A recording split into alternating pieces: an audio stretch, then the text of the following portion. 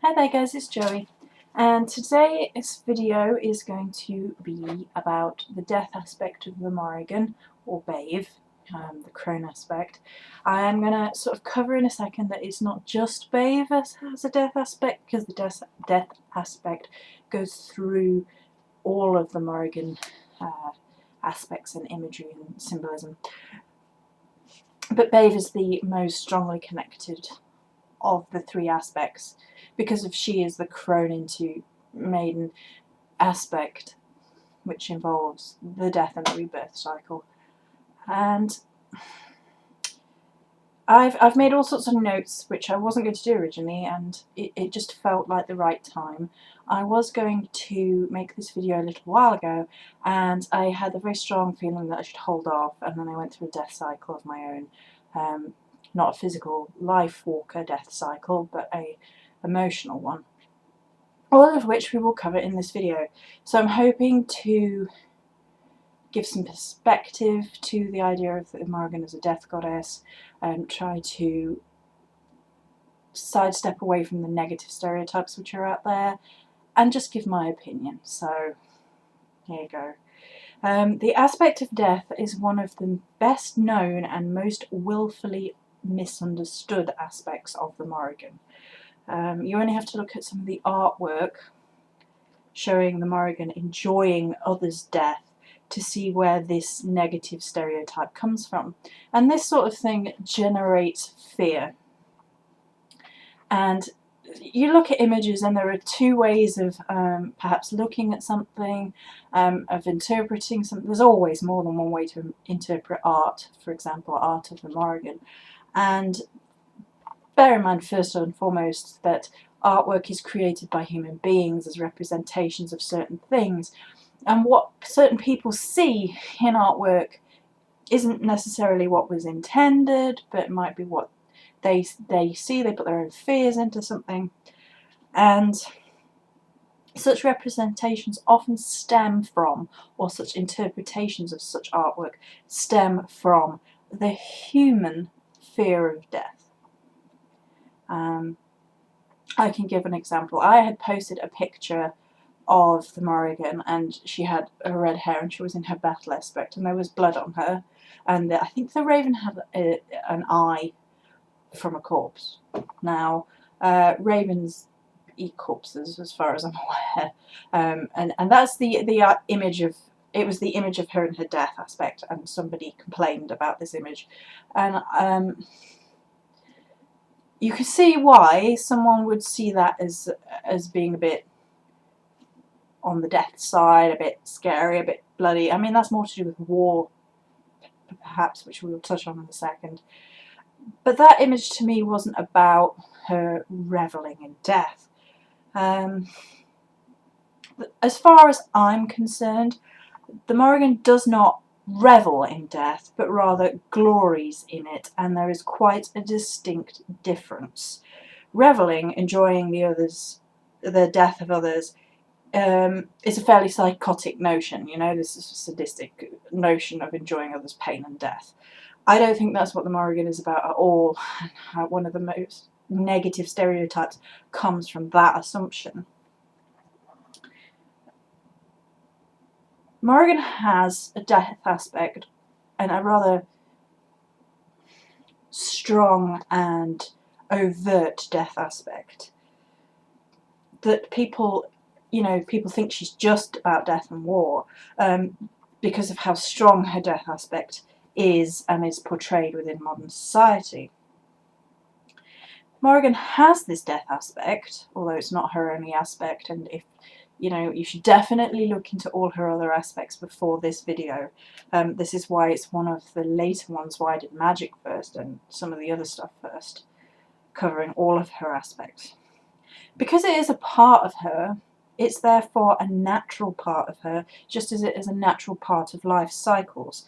You can't have one without the other. It is the balance. I believe the misconception comes about more because she is also a war goddess.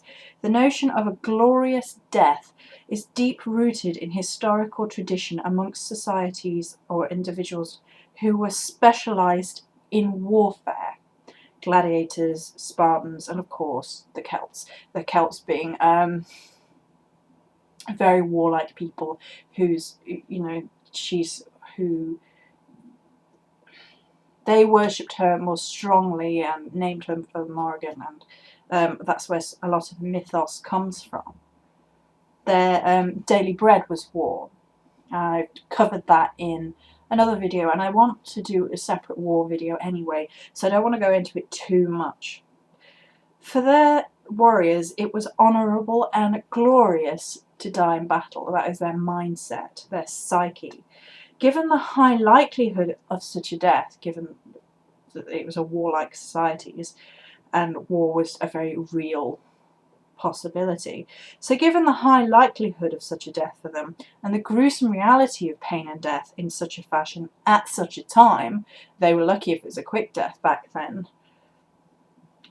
Such a belief in the glorious nature of a glorious death was likely to be A, a balm against fear, and B, a worthy cause to promote action.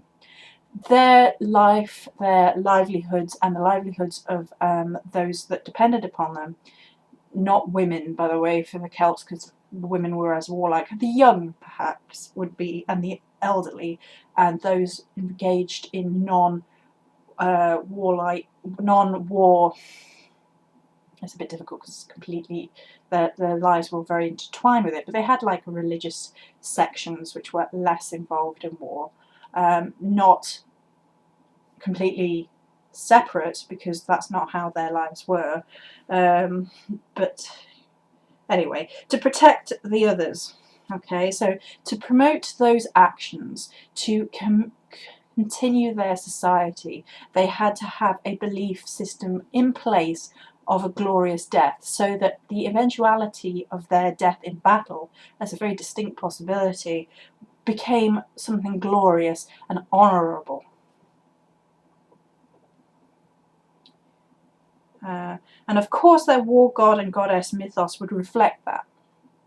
Moreover, I believe the Morrigan herself is a deity who, in my experience, demands honourable conduct from her followers, would smile at those dying in this fashion, because it was their sacrifice, their highest form of honour. They sacrificed their lives in battle to protect others and to further their own cause, and it was something they deeply, deeply believed in this honourable death. And therefore they went into battle in her name, honouring her, and then were true and showed the convictions of their belief that way. So the idea of the Morrigan embracing that, to me, is her honouring them, honouring her, if that makes any sense. Okay. But we're not there, okay? So we're in a modern sense, and for a lot of us, not all of us, we don't engage in physical warfare. We're not involved in wars. Unless we are soldiers or warriors of some kind, or policemen, things like that. We don't engage, hopefully, in a lot of violent behaviour. I mean, if we do, that's not an honourable thing usually. I mean, it's a very fine line. Excuse me. So in a modern sense, it might seem odd to now discuss the death aspect. We've passed through Astara and are hurtling towards Beltane, which is the height of life, passion and sexuality and new life, of which Morrigan does revel in. You know, she has a very alive aspect to her, as well as the death aspect, which people tend to skew and forget about. But it feels to me like the energies surrounding us are still heavily weighed by Badb's, the crone aspect of Morrigan's, influence. She is the transition between the crone and the maiden, the dark half of the year into the light half of the year. So therefore it makes sense. She has a maiden aspect which The nature of the Morrigan is a little bit difficult because she's constantly in flux. She's constantly changing. She's constantly shifting. She's a bit like water in that sense. That it's like this. It's images and symbolism, and it's all one, but it's separate, and it's not all together separate because it's always interlinked. So each of her aspects is always there, always present, and at certain points they might have stronger influences than others. But so it sort of makes sense because she is the transition. So in some respects it's logical that her influence would still be being felt. However, I think within nature and within human realms of energies and things that are going on at the minute, it seems like she's had a stronger influence at the minute than perhaps she normally would. We've had a very late spring. We had very late snows in this country. We had snows, I think it was the end of March. We might have had some in April. I can't remember if we had some in April. I think we might have. And it's only in the last few days that spring has really started to push through. And within the human energy spheres, I mentioned this in my other video about the fact that a lot of us are experiencing death or end cycles, with people experiencing loss, be that of a physical path walker, be they human or animal, or an emotional death, or a physical ending of one cycle moving to something else. There is a lot of it around at the minute. A lot of people have been hurting. A lot of people have been going through difficult times. And perhaps this is tied into Beltane. Perhaps this Beltane is going to be an extra potent one because of the death cycles that preceded it. So because everything has died off before Beltane in such a spectacularly, almost cataclysmic-y fashion, where all this stuff has just boom happened at once, that then Beltane is then cleared away for all the new life to really start taking a hold, and maybe we will see some fantastic energies from Beltane cycling through them. I smiled when listening to the Four Queens' video when she was talking about death goddesses. She sometimes says she feels like she's wishing away the year waiting for Samhain and the dark half of the year because she's so connected to her death goddess and those energies. And I can certainly relate, and I left her a message saying I could relate. I was like, that's exactly what we're going to talk about tomorrow. Beltane is a weird time of year for me. Part of me is really bad. There's part of me is that wishing away, like, oh, 6 months till Samhain. And I feel bad because it's like, well, you should be focusing on this, not that. So rein it in, rein it in. I get very excited for Samhain. And part of me used to dread May every year for personal reasons to do with blood relatives that well, they're not ex, they still exist, but ex as far as I'm concerned, I don't have anything to do with them. And it was just a hellish time of year every single year. So it's very difficult to shake that association, and I'm trying. Every year I try and engage in more positive interpretations of it. The Nomi, bless him, he lined up some of his holidays with the Maybank holiday so that we can have an extra long weekend and we can have a proper Beltane celebration to help me bring that love into it. What I'd do without him sometimes, I swear, he's amazing. And that is something, you know, the love and fire of Beltane is worth focusing on. I feel more easily and more readily connected to the Morrigan's death aspect, or Badb, than any other. Badb has shown up more clearly and more easily than the other two aspects, Anu and Maka, who required more seeking out, more vision quests, more, more, more itching, more seeking out, more active, whereas Badb quite frequently pops up and has done recently. I've had very clear visions of Badb. I've had visions of her shifting from crone to maiden, and she's had very straight white hair and bright red lips and sort of glowy amber eyes, which some might find disconcerting, and I just found completely beautiful. When Morrigan first appeared to me disguised, she was cloaked with a raven feather cloak over her head and shoulders, and that's Badb. Badb's animals are wolves and crows, and I've always had wolf spirit guides, and crows and ravens are frequent visitors around me. Since I was little, I've been clairvoyant. I have seen spirits. This is Badb's realm. I could even sense death. When my grandpa passed, I was in the house and I went 3 steps up and stopped, and I knew, and I ran downstairs and like hid. And I wasn't very old, and my nana looked at me and went upstairs. I think she thought I got all the way up, but I hadn't. I'd sensed it. This might seem morbid, and perhaps scary, and perhaps like I'm a bit of a Fruit Loop, which totally am, so there you go. But it's never, I don't want to say bothered me because that's wrong, but it's never filled me with fear. Loss and isolation are far scarier concepts to me than physical death, which I have always considered to be another doorway, the next step, the great unknown. Before I move through this line of thought, Samhain as well, of course, is very tied to the death aspect of Badb, and Samhain and the dark half of the year have always been my time.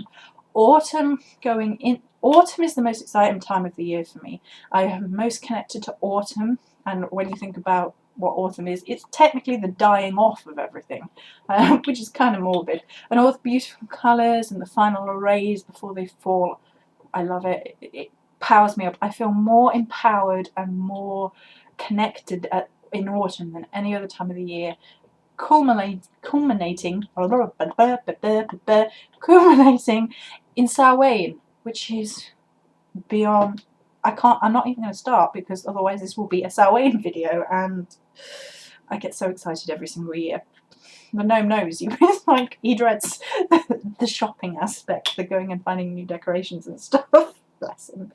Okay, so I've always considered death just to be another doorway, the next step, the great unknown. It is unchangeable and inevitable. Living in fear of it is fruitless and damaging to your life. You miss that joy in your life if you are in constant fear.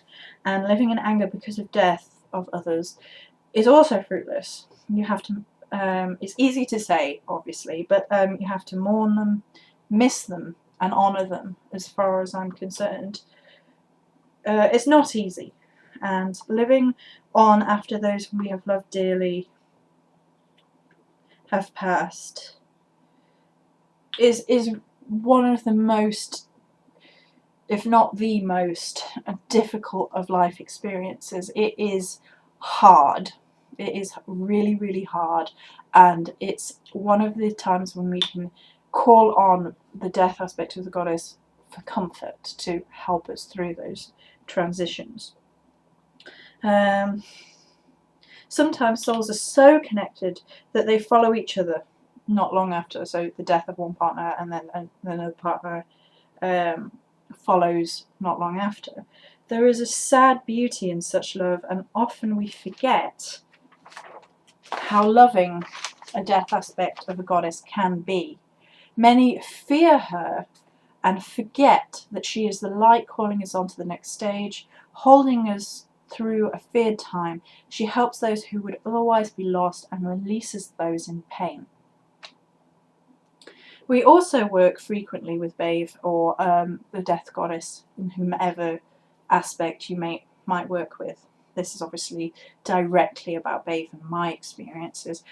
Throughout our life, through the shifting patterns of life, death and renewal that can be seen in our life path. We constantly shift through these cycles, and they can be simple things: moving home, moving where you live, the place you live, leaving everything behind and starting new, a new job, moving through the education system, marriage, birth of a child, as well as physical death of things. All of these involve a death or an end cycle of some kind, and which basically is the death of one cycle and the beginning of a new one. So say you were getting married, that would technically be the death of your previous single life. Say you were getting divorced, that would be the death of your previous marital life. Each death cycle can have far-reaching and difficult multi-layered challenges to overcome. Financial, emotional, you might counselling, you might, you know, there are an array depending on which cycle we're talking about, excuse me. Badb can help us with them all, help us understand them all. She also helps us to destroy the dead parts of ourselves, the negative parts of us that only seek to poison us, negative feelings, habits and memories that hinder personal growth and happiness. Letting go of toxic relationship, for example, is another necessary death cycle. I encourage people to see these aspects of Badb as you would see aspects and interpretations of the death card in tarot. There are always lessons in death cycles. It might be hard, but it is needed. And searching for help through Badb brings up another way in which we connect with her, which is through certain types of divination, spirit boards, pendulums, etc. And that's why you should approach such things with a deep sense of honour and respect. My personal relationship with Badb, and I'm going to touch on something as a final note after this. I've always connected very easily with her. Just perhaps that's part of who I am. It doesn't scare me, and it never has. And although I fully understand why it frightens people, and the imagery can be very negative, it's just always felt like a part of who I am. The Samhain connection, the wolf connection, the crow connection. I've got her correspondences down here. You know, onyx, jet, waning moon, dusk. Dusk is my favourite time of day, and that's one of her aspects, her correspondences, if you will. And dusk is the time of day when I feel most empowered, I guess. Pretty much like autumn, you know. And her colours are white, red, and dark blue. Red. Didn't do that on purpose, actually, but there you go. White is a death colour. White is the original funeral colour. In Queen Victoria, I believe, switched the mourning colours. Mourning, as in M-U-R-N, colours from white to black. For a long, long time throughout history, white is the mourning colour, not black. Worth thinking about. And obviously, winter. White, bear, etc. Winter and fall. And juniper, holly, Solomon seal, onyx and jet. New moon and waning moon. Those are some correspondences. I've read those actually from the Stephanie Woodfield book, because I have my own correspondences and my own herbs that I use. I use angelica and a lot with Badb, and cornflower petals with her, with that dark blue. So that makes sense. From the official correspondence list. And I've always found her to be hugely protective, very strong. She's very good with helping you destroy what needs to be destroyed, and that, I think, is the main vibe I get from her. Is she is a destroyer of things, but it's things that need to be destroyed and wait so new growth can occur. And people are afraid of ends, afraid of death, afraid of the destruction of certain things, because they don't like to let go, and change is scary. And I'm fully on board with that. You know, I find change to be very disconcerting, very upsetting in some circumstances, and that is a phase in which Badb can help us go through. So I wanted to conclude this video. I hope I've got all my notes across as thoroughly as I had hoped to, with this final serious thought. And yeah, I suppose thought is right. Okay, so Death and a death goddess such as Badb and Morrigan in all her aspects, because it flows through all of her aspects, but yeah, isn't something to be taken lightly. It requires empathy for others' pain, because Badb shows empathy for others' pain, and therefore expects it of us, as well as a great deal of respect. It is not for us as human beings to deal out death and judgment. I say that not in the realms of the civilian population. Soldiers and things have a different life cycle, and it's not the mainstream cycle anymore.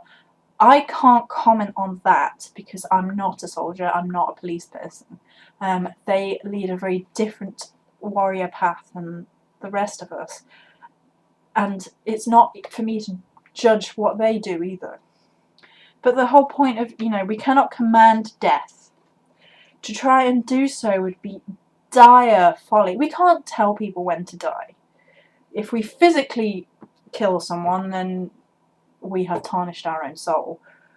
Again, soldiers and police people and people who are having to deal the warrior's path and protect others, they're doing that in the service of protecting something rather than, say, mass murderers who are cuckoo and psychotic and kill people. That's where I mean that from.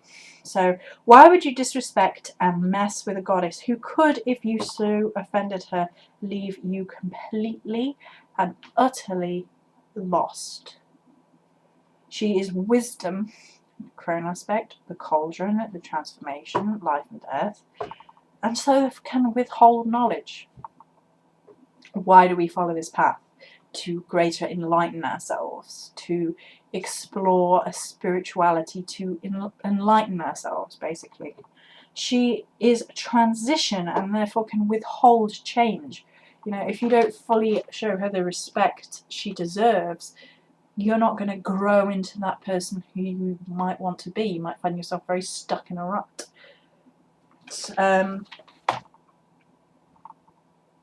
So basically the end message there is to show a good deal of respect and love and not consider yourself higher in your station than you are. The goddess and the god are the realms of life and death. We are human, we are mortal, we're not on the same plane as them, we don't, we leave it in their hands, trust in their judgment. There is a lot of misconceptions about that Morrigan as a death goddess, and it's something which a lot of people fear. I understand that, and I'm not going to tell people whether they should or should not feel that way about something. And after all, one of the reasons a lot of us go into spirituality, not the only reason, but it's a driving reason, is to better prepare ourselves for eventual death and to seek to understand that which is unknown. A lot of people get involved because they miss loved ones and want spirit communication, which it's an iffy subject, and it depends whether or not. In fact, it's a whole video on itself, so let's not go there. But better understanding death is a reason why people look into spirituality. So I think I've covered everything I wanted to say about Badb. She's a very strong, ferocious, protective and loving goddess aspect of Morrigan.